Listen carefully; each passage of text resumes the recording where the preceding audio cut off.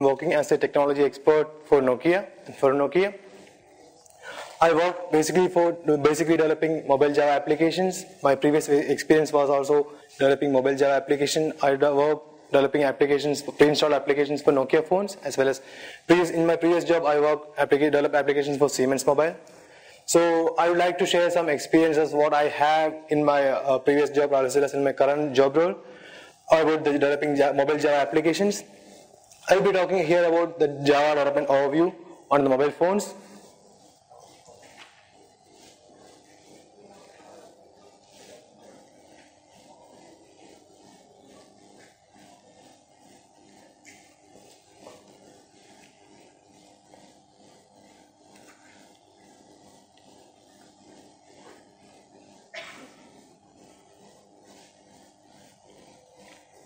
So just before going into the session, I'll give you a brief intro on what all I'm going to talk today.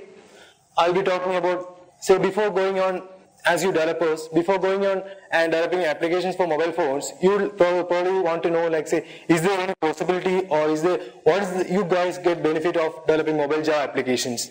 So I'll be giving on a brief intro on, like, is there a market for Java applications as well as Java ME applications? And what are the possibilities I can do with Java ME as well as Java ME applications, and what are the type of applications you can develop with mobile Java. And then a brief architecture view of Java ME, and that is what is Java ME made of, and how is Java ME supported, and we have different set of platforms in Nokia phones, and how is Java ME supported in Nokia platform phones, and how to kickstart application development with Java ME, like, say, how to make your simple application with Java ME. I'll be giving a brief intro on that, and I'll be giving you some tips from my experiences as well as other developers' experience, like, say, the top tips that will be of good benefit for you on your Java application development. And again, we have a new runtime in our platform phones, that's the web runtime. I'll be going on through a brief intro on the web runtime that we have in our phones. Also, like the for Nokia, as you might know, the developer community, as well as the interface for the third-party developers, how the for Nokia could help you as a developer, and how you could easily develop mobile Java application with the help of for Nokia.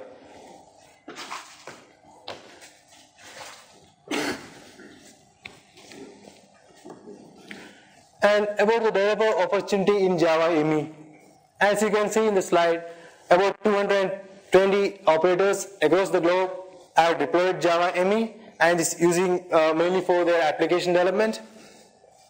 About 1.6 billion Java-enabled phones have been shipped by the end of 2007. It's just an estimate, but the figure is still going up. And 1,200 Java certified phones have been shipped by Sun, and 55,000 mobile Java applications has been distributed worldwide. And about 1 million mobile Java downloads is happening nowadays as per daily basis. And again, 45% of the installed applications that's sitting in your phones. If you have a phone with a Java enabled phone, the 45% of the applications sitting in your phone should be of Java ME. So these figures, I'm just showing these figures just to show that you have a great opportunity if you start application development in Java ME.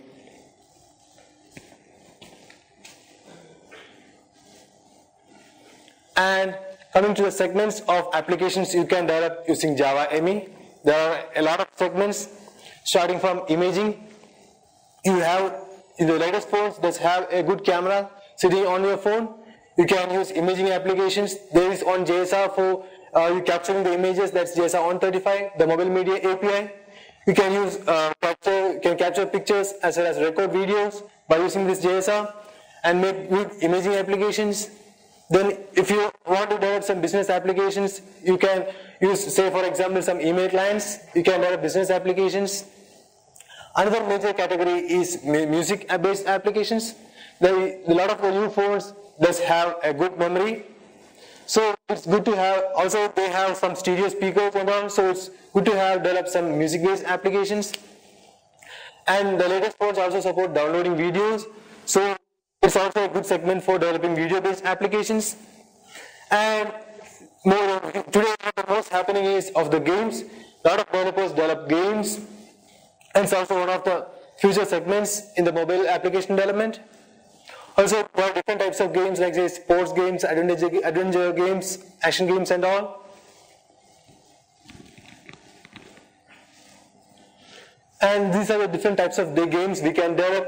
Like say these are the sample games, like say on of Turtles from EA Mobile, and the battle game, and again some action games. Also, another interesting thing is like say even I am interested is the racing games. We can create rich 3D graphics with the help of this mobile 3D graphics. That's GSR 184. We can create really real-world scenario games with the help of 3D graphics. And some other example applications, like say we can develop the enterprise application with Cognos Mobile and with mobile dashboard. Like say these are all enterprise-based applications where you can share your email, check your email, as well as synchronize with the other content which is of good use for you in your business. And for example, the personal productivity, we have widgets, mobile Gmail, which is one of the most used personal productivity application nowadays. On the go, if you are traveling, if you want to check your mail, it's not necessary that you want a PC with an internet connection. You can just use your mobile. It's again a Java application. That's a mobile Gmail application that's sitting in almost all Java-enabled phones. Also, you have the Microsoft Live Search. That's also sitting in your Java-enabled phones. And again, another interesting Java application is Google Maps. Again from Google.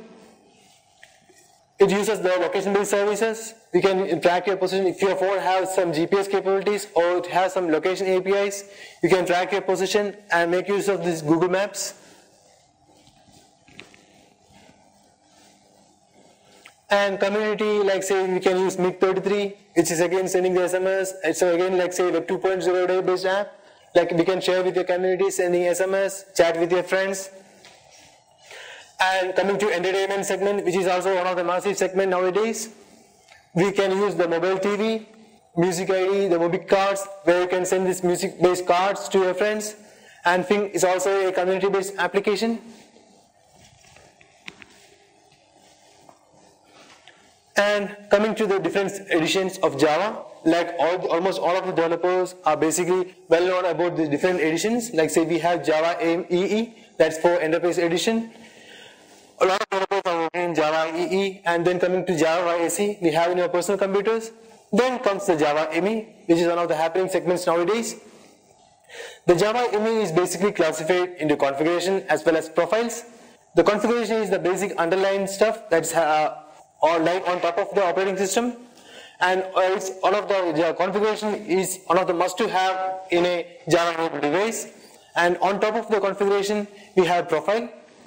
There are basically different type of configuration. One is connected device configuration. Like the connected device configuration is for devices which just has little more memory, and connected limited device configuration is for devices with limited memory. As you can understand, like say different mobile devices nowadays are having a lot of memory. Even the latest devices like say N95 from Nokia, it does have 8 GB of memory. So we cannot classify as connected limited device, but still it's classified as connected limited device configuration. But as the devices going on and the new APIs and new devices are coming on, there will be a slight transformation and it will be coming as CDC, which is a connected device configuration. Again, as you almost all of you know, the convergence is happening. We have a lot of new APIs coming up for mobile phones, which is again for Java Virtual Machine. And there will be convergence happening, like say the Java ME will be becoming as much as powerful as Java SE.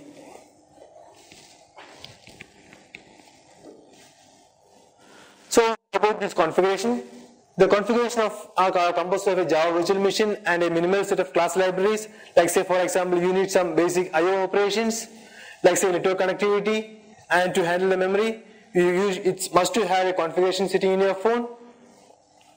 The base functionality of a particular range of devices sharing the similar characteristics is of the configuration. The core platform classes which define the configuration are java.io, which is the basic IO package. Then about this java.lang, the basic classes for string, handling the string threads, exception and all. Then utility classes like say for handling the calendars, data structures and all. And a little bit about the profiles. The profiles are the complete runtime environment targeted at specific device categories. It does have a set of higher level APIs. Say, for example, you have to handle the UI.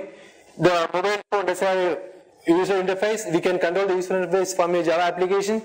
So this profile does control about this UI model, and also the profile controls the application's lifecycle. For every the Java application is basically called as a midlet when it is coming to a mobile phone. Every midlet does have its own lifecycle. Again, this profile does control the lifecycle of the phone. Also, profile gives the access to device-specific properties as well as the persistent storage. When coming to the persistent storage, it's basically called as the record store. If you want to develop some application that you want to store some data to a mobile phone, you can make use of record store. Again, we have with the new APIs coming up, we have JSR 75, which is basically for accessing the file system on your mobile. So persistent storage is the basic functionality which is coming with the JVM for making use of record store and saving the data. Say for example, if you are developing games and you want to store some data about your game, say the level of a game or the score of a particular user, you can make use of persistent storage, that's the record store.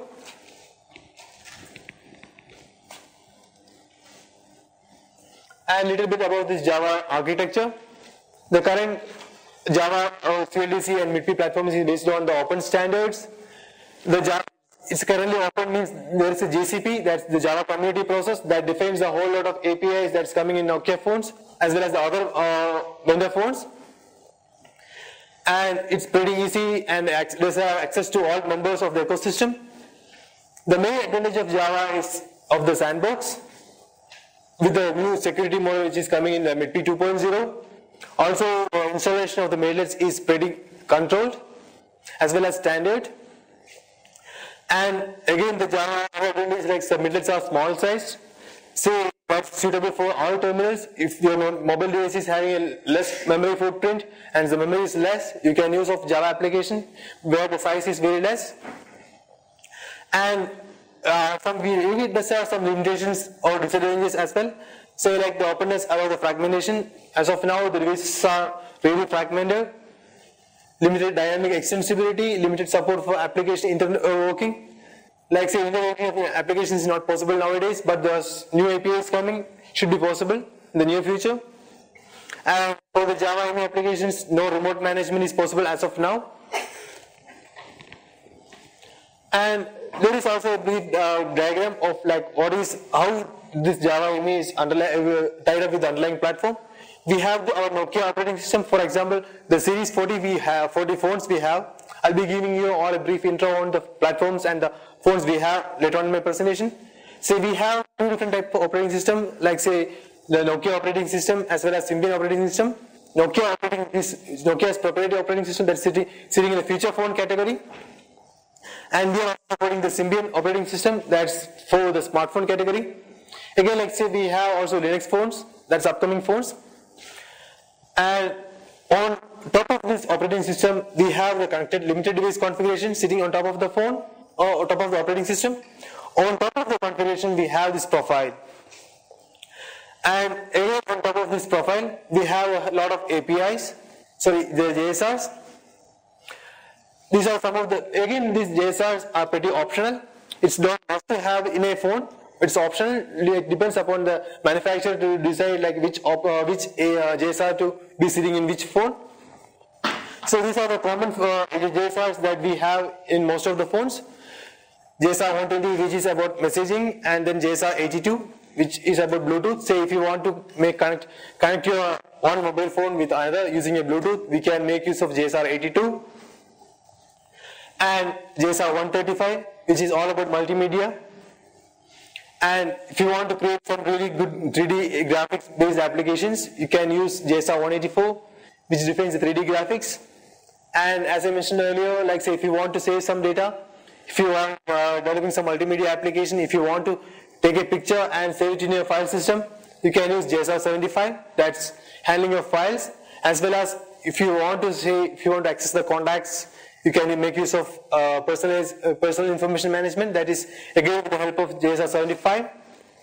And this is just a common set of JSRs we have in most of the phones, and there are also a lot of JSRs that is coming up in the new phones as well as currently sitting in the current phones. Yeah, here is the list of some small group of the JSRs we have in your phones. Again, the new JSR, that's the MSA, that's 248, is just meant to limit the fragmentation. The different JSRs like say CLDC, like it's a configuration, then wireless messaging, mobile media, file connection. If you want to make use of the voice calls and all, we can use the SIP API, and the location API is all about creating this location-based application. Like for example, the Google Maps. The wireless messaging API, with the help of this JSR 205, we can send SMS as well as multimedia messages from a Java application. And advanced multimedia supplements. Say like say most of your phones does have support for radio. With the advanced multimedia supplements, we can access the radio and record the songs from that. And content handler API. As of now, the phones, it's not possible to say access one midlet from another midlet. With the help of this content handler API, we can start one midlet from another midlet with the help of JSR 211. And a lot of new APIs are coming up. And coming to Nokia's platform approach, as I mentioned in my previous slide, say we have Series 40 phones, we have Series 60 phones, and all of you guys will be wondering like what is this Series 40 and what is this Series 60. So the Series 40 phones are the feature phone category. It's not smartphones, but it should not be said like it's not smartphones. It's also getting smart. The Series 40 platform does supports the technologies like Java as well as Flashlight. But the Series 60, it has a lot of runtime sitting in it. For example, it does have Java ME support as well as you can develop native application using Symbian C++. Also, it supports application development in Python as well as in Flashlight.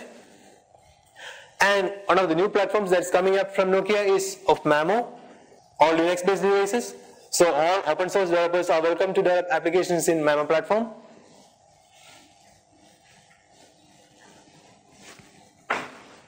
And about the API support, we have Nokia phones, just a broad classification. Starting from the lower editions, like we just support only the profile as well as the configuration. Like you can create just some similar application. As the profile as well as the edition is going up, as the different platforms are classified in different editions as well as profiles. The first edition just supports only very few APIs as well as JSRs. As the graph going up, we can see a lot of new JSRs sitting in the new phones. And about this JSR support in the Series 60 phones, the latest phones that support this MSA subset as well as the scalable vector graphics. So if you want to develop an application that supports some scalable vector graphics, there is a JSR sitting up for scalable vector graphics also. And if you want to make use of security and trust services, there is also JSR, it supports security and trust services, the location API. And if you are more interested in developing Java applications for Mamo, we have the open source project for that. You can make use of this link and download the virtual machine for that. And so if you want some more information on say what are the technologies Nokia phone supports, we can just go to forum.nokia.com/devices. You will be getting all the detailed specifications that the Nokia phone supports. And again we have a wiki. It will be a rich set of these code samples as well as the classification of phones. If you are a new developer and want to develop Java ME application, it's good to have you go to this wiki where you will be getting code samples to develop applications in Java ME. And if you are interested in developing Java ME applications, how to get started? Just some brief intros. If you should be having a favorite IDE of your own. You can use NetBeans. Download and install NetBeans Mobility Pack. And if you are using Eclipse, you can use download and use Eclipse ME. It's for mobile edition. But still we have a Carpet.j, which is one of our tools. It's working on this Carpet.j stopped, like the new versions won't be coming up from Carpet.j. But if the previous version itself was a stable version, you can still download this Carpet.j from Nokia.com. Also, we can download, say, for example, I mentioned about different platform phones. We have different emulators as well as SDKs for the different platform phones we have. You can download it free of charge from forum.nokia.com and install in your PC. Or if you want to use the wireless toolkit that's coming up from Sun, you can also use the wireless toolkit for your initial development. Say, if you want to develop a particular application for a particular phone, it's better to have you download that SDK for that target for that particular device. And we have two different types of SDKs. That is one is prototype SDK. The prototype SDK is based on the reference implementation. Why we generate prototype SDK is like, say, if you are developing an application or developing an application for a future phone, the new phone which is coming up, then it's good to have, if you are developing an application in a prototype SDK, because the real SDK will not be available at that time. So by the time the real SDK and the real phone is available, your application will be ready. So it's a good opportunity, like say you generate application well in advance, so that once the phone is launched in the market, your applications also will be ready, rather than you working on the application after the phone is available to a market. So the prototype SDK is creating more market segment for the developers to create their applications well in advance. It's meant for early adapters as well as before the real SDK is available. It provides UI and new APIs. It's fast and efficient to use. And the platform SDKs, it really mentions really simulates the real environment that we have in your phones. It's based on the real device or the platform software.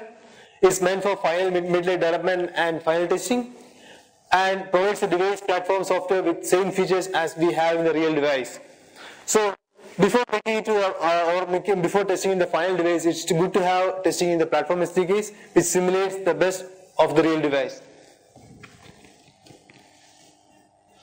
And about the development process, first we can write the code in your favorite IDE like say Eclipse or NetBeans, and compile it and make it a class file.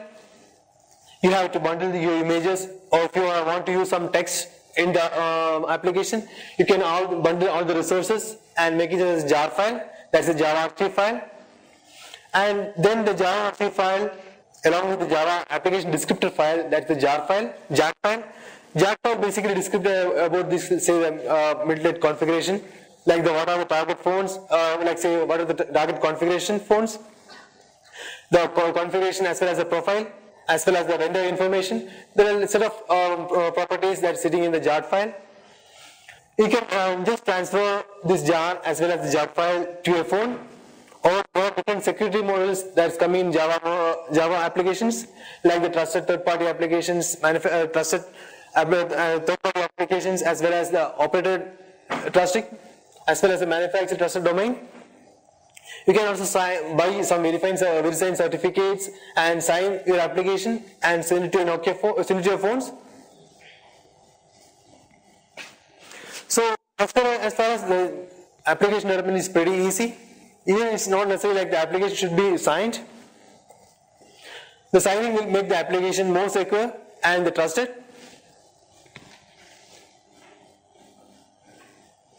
And here are some of the tips from my experience as well as the for Nokia tips we have for Java ME development.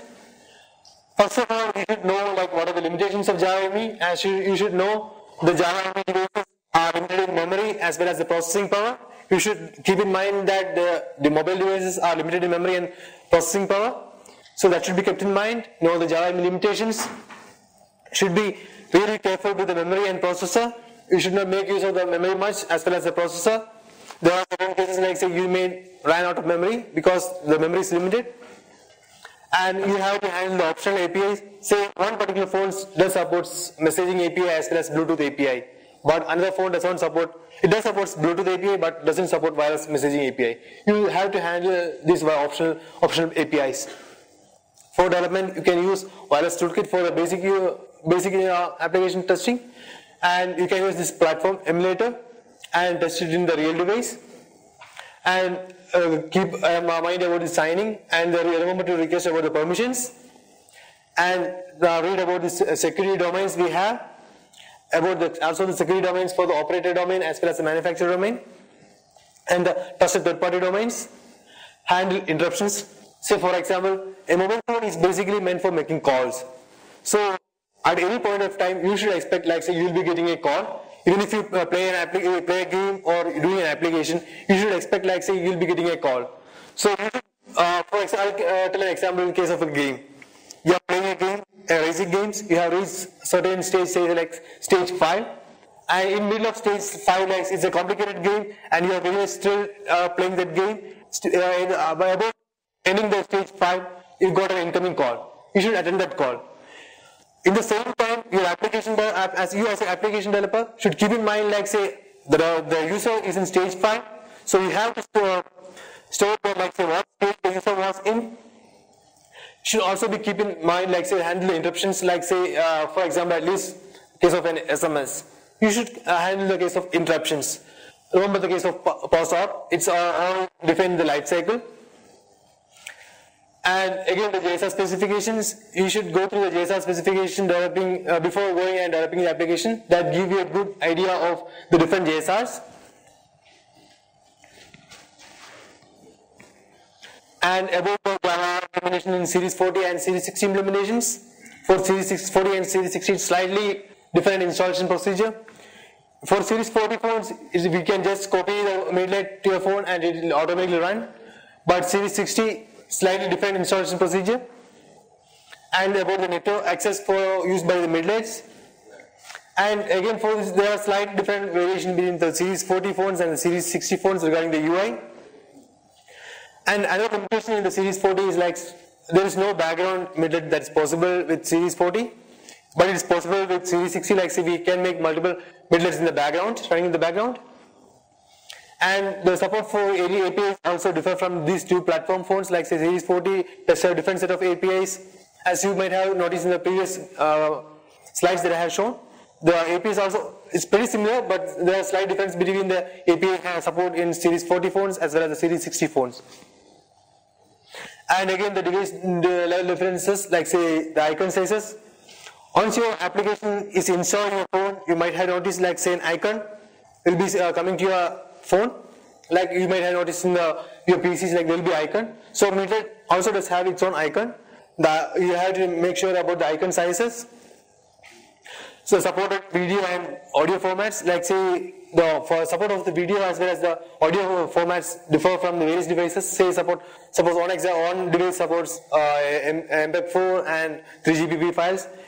It's not necessary that the other device that supports that particular format. So we should keep in mind like which are formats that should support.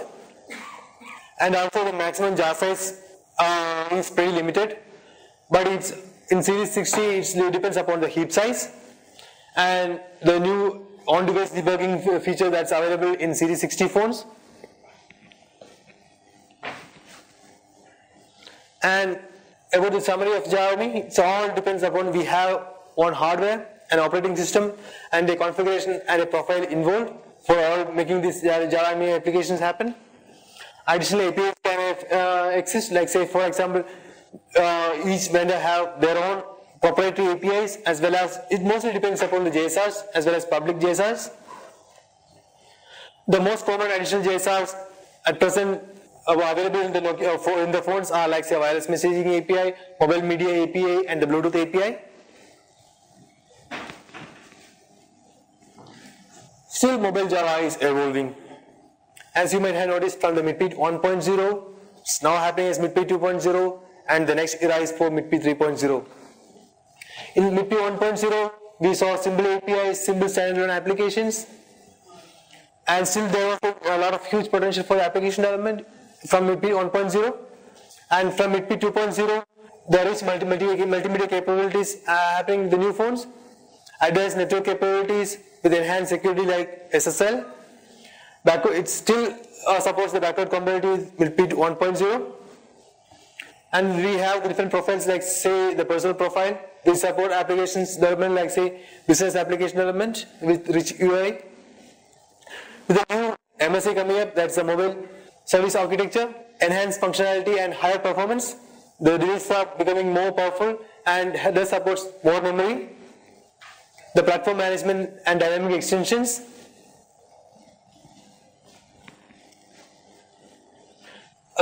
Some stuff about this MSA. MSA has a industry-wide support for these major players. A lot of these manufacturers have made available the support for MSA. MSA is basically a set of different JSRs coming and sitting up and making it as a single JSR to make it as available as a single JSR. Does the different JSRs include security, multimedia, web services, messaging, graphics, access to PIM, that's personal information management, then Bluetooth, location-based services, and different payment mechanisms. And again, coming to different technologies that Nokia support in their platform phones. Other than Java, as I mentioned in my previous slides, there are different technologies we have the support, like the browser, that's web runtime. I'll be giving a brief intro on the web runtime technologies. Then about the flashlight, you can develop, there's a light version of Flash, that's the flashlight that's sitting in the Nokia phones. Again, the Java technology I'm talking about. Then the Series 60 native C++, you can create native application using the Series 60, that's the Symbian C++. Some basics about this web runtime. So what is a web application? Web application is an application that's accessed via a web browser over the internet. The web application uses the basic technologies like HTML, CSS, RSS and all. Some of the typical web application examples are webmail, like say Gmail, the online auction, online booking and web blogs.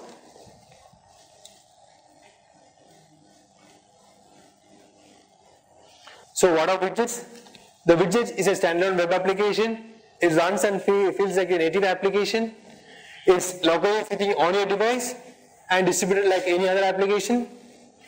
Widget at its core is a very web page. It's developed using this HTML, CSS and all, the basic web technologies.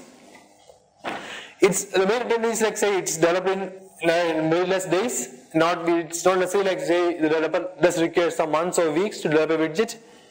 And there are different types of widgets that are available, like say accessory widgets, like say clock, for example a clock widget or a calendar.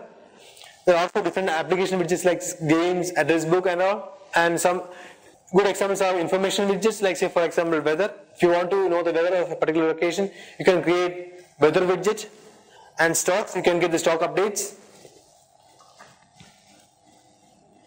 And about this mobile widget, S60 is the first platform to support widgets empowered by the mobile widget engine. It's fully compliant with the standard-based internet technologies, as I mentioned about earlier, like say HTML, CSS and all.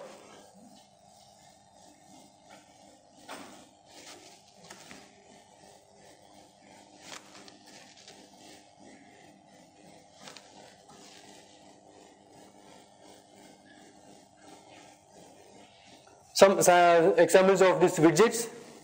One widget from the Reuters about a news widget. You can access your news on your mobile widget. You can say what is happening. You can also create a category like which of news category you are interested. Say you are interested only in international news category or the domestic news. You can create your own category with the news widgets. Another example of a translator widget. Say if you want to suppose translate your English phrases to Spanish or French, you can create a translator widget. As here is the example of the weather widget. You can see like what is the weather updates here and what is the humidity and what is the weather in another city. You can also create the photo album widget. You can share the photos with your friends or to upload to your server. And to develop widgets, what do you need? It's any text editor program that allows you to save the text in ANSI. And for debugging and running a widget, you need the browser, that's the Firefox, and a Firebug to track the bugs. Some GreaseMonkey plugin to track the HTML bypass security. And for testing your widgets, you need the Series 63.2 emulate SDK emulator. Or the new phones are available, some special builds with the N95. And the new phones like say N95 8GB phones like the 763 in feature pack 2 devices. And we have another service called as RDA, that the real device testing, that's the remote device access. RDA is basically if you're a developer and you're worried, like say you don't have a phone, real phone, you want to test on, it's no worries. You can test in the real devices that's sitting in the Nokia labs. It's available and accessible through web interface. It's like the real-time scenario. And what replaces web runtime as the current situation? The web widgets leverage the web. It uses internet services and web APIs to access the information. It uses HTML, HTTP requests as well as AJAX techniques. It's long enough to port the widgets from one platform to other. And the widgets, it's integrated into the S60 user experience, like it's managed as the same way as the other applications are installed to the phones. It's download and install like applications. If you can download and install the application, and also you can uninstall the applications later on.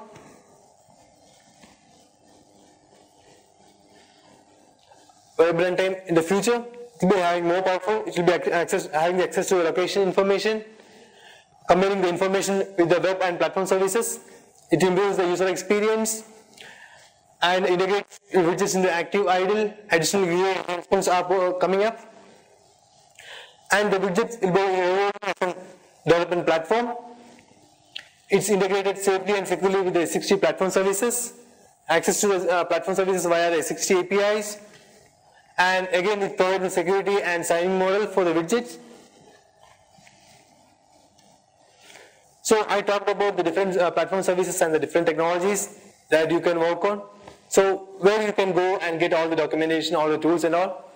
Just you can go to the forum Nokia. We will be providing the technical support. We have our own technical discussion boards. If you are a technical developer and you are developing some Jave ME application and you face some trouble, you can go to the technical discussion boards of forum Nokia. It's again a free of charge service. And again, let's say we provide prototype device learning for the developers. Application testing is possible, and then trainings. A huge set of documentation is available for getting the application developed in Nokia phones. Also, we have our own wiki, which does have a lot of code samples. So about these tools and all, we have this Carpet.j development tool for Java application development.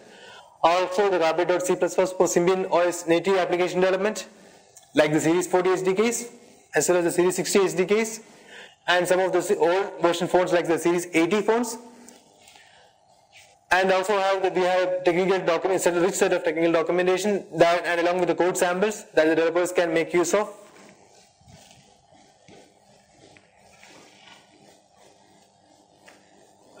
So about the discussion boards, let's again an online portal where you can post your questions, and the Nokia engineers as well as the developers across the globe are actively participating and sharing their experiences as well as troubleshooting the code. It enables you to post the questions and get answers from your peers worldwide. Let you showcase your professionalism by sharing your knowledge. It's not like, say, if you have some issues, you can just post your question and get your answers and return back. It's not like that. You can actively participate, and like say, if you know some answers for some other guys, you can share the answers with them. Again, like say, we have our own rewarding mechanism for our developers. So if you are an active contributor in our technical discussion boards, there is a rewarding title called as Forum Nokia Champion. Some of the best rewarding titles are available for the developers.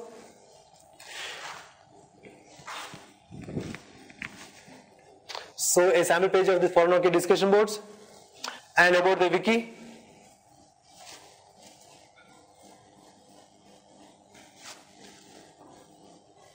And more about remote device access. As I mentioned previously, like say we provide the remote device access, a free of charge service. It's basically for developers who don't have the real device with you, and you are worried like say you want to test the real device. You can make use of RDA. It's again available free of charge from Forum Nokia. Just go to the link forum.nokia.com and you can find the RDA. It's a web-based access that can access directly to your hardware that's sitting in the Nokia labs. Available free of charge to all Forum Nokia members, and the pool of devices is still increasing. There are a lot of devices. What basically you want to do is, like say you want to register to Forum Nokia and go to the RDA link, and if you want to develop an application for E90, it's one of the latest phones and it costs much, and developers can't afford to buy on E90 for developing an application. So what we can do is, like say, go to the RDA, book a slot. You want to book a slot for E90. This is a slot for booking these different devices. Book the ENT for, say for example, tomorrow 11 o'clock to 12 o'clock. From tomorrow 11 o'clock to 12 o'clock, that device will be only available for you.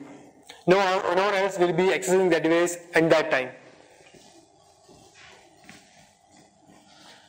So these are the basic links where you can access all the useful information, like the forum.nokia.com/tools, where you can download all the SDKs and tools. And for the code samples and more documentation, there is a wiki, that's wiki.forum.nokia.com.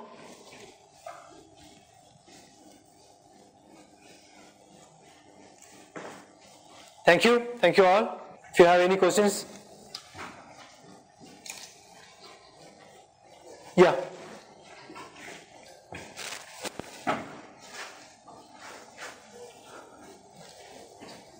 Yes, please. You said something about device. Yeah. Hello. It's like on-device debugging. If you want, say there are certain cases, like say you'll be getting some bugs from your application only on the real device. Some exceptions are throwing while you are using a network service on the real device only. It's not coming in the emulator. You can make use of this on-device debugging in the latest Series 60 phones and can know like what bugs are happening in your application and get a lot of that.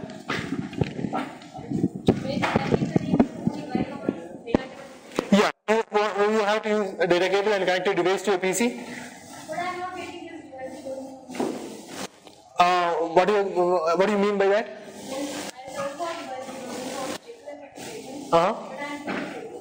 It's only available for the latest phones, like the Series 63rd edition phones only. It's not available for other phones.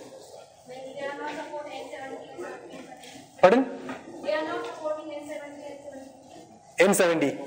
N70 is a Series 62nd edition phone, so it's not supported N70 as of now. Hello, Bala. Yeah. Is Java Telephony API supported in any of the phones? Unfortunately, Java Telephony API is not available in any of the phones. As far as I know, it's not available in other platform vendors also. Yeah. And why is the personal profile not been actively developed? Like only MIDP has been actively involved in all the phones, but I don't think personal profile being a much powerful than MIDP. Yeah. It should have been implemented in at least advanced phones at least. Yeah. The thing is like say MIDP, as you have seen in my previous slides, a lot of new JSONs are coming and MIDP itself is becoming more powerful. So that might be one of the reasons. Like say MIDP is becoming more popular and some of the other profiles are left behind. The personal profile was available in some of the old phones like the Series 80 phones, but it's not currently available in the Series 60 as well as Series 40 phones. Okay. And you were saying something about handling of optional APIs. Yeah. Can you tell what is the exact way to handle? Like say we can make use of class.4name. We can check whether that class is available or not. If that particular class, say for example, a class for Bluetooth, you can check with the class.4name. If it's available, then you can create objects with that one. Else you can just leave it. Okay. And you were saying on-device debugging is available on Series 63rd edition. Phones, yeah. Then I hope that N73 is Series 63rd edition. Yeah. Is it available on that? Yeah. So what is the exact procedure to implement that? Maybe I can explain in the offline, say like it's a procedure like connect to a data cable and connect to a SDK, and you can get the log via the data cable to your phone. And one more thing, if I want to have an application which connects to the network, or it needs to access a particular URL, so for suppose servlet. Okay. When I'm developing the both like front end and the back end, I'm developing a client application for the phone, and I'm developing a back end on the local server, using servlets or whatever. Then I'm able to use the emulator and connect that. Okay. But if I need to connect using the real device and through data cable, like if I want to deploy the MIDlet in the phone and connect to the local server, is that process feasible? Even connecting to data cable, of course, it's possible via sockets. You can connect via sockets to a PC. Okay. Yeah. Also, there's if I remember correctly, there is a sample example available in forum Nokia where you can connect via sockets. Okay, so on real device I can connect to the server on the local machine. To the PC, yeah. Okay, thank you. Your rewarding mechanism, you were just telling some time back. Yeah. Suppose I make one application. Okay. Does it become automatically property of Nokia, or developer has some rights on that? I couldn't get you clearly. You make an application, let's say. Okay. Then does it become a property of after reward or something? Is it like What do you mean by making your own application? with some application which can be displayed on mobile and then? Okay. Like, It won't be becoming a property of Nokia. You have your own rights, like say it's belonging only to you. okay. Yeah. Thanks a lot. Yeah, so suppose such application, Yeah. such application, if it's really cool application, then if I want to give it to Nokia, then how? Yeah, so there's different business model involved. If you have a good application that you think, and if you want to make it available to Nokia phones, you can talk with your business development managers. You can come to a booth. That's forum booth is available in the Get In Developer Summit. You can come to a booth and talk with your business development manager. He'll be on board. No, but is it like one time selling the application, or is it like copyright will be shared or something like that? It's depend upon different business model about the application, as well as this is a mutual agreement with the developer as well as Nokia. Okay, Yeah. thanks. Yeah, thank you. Yeah.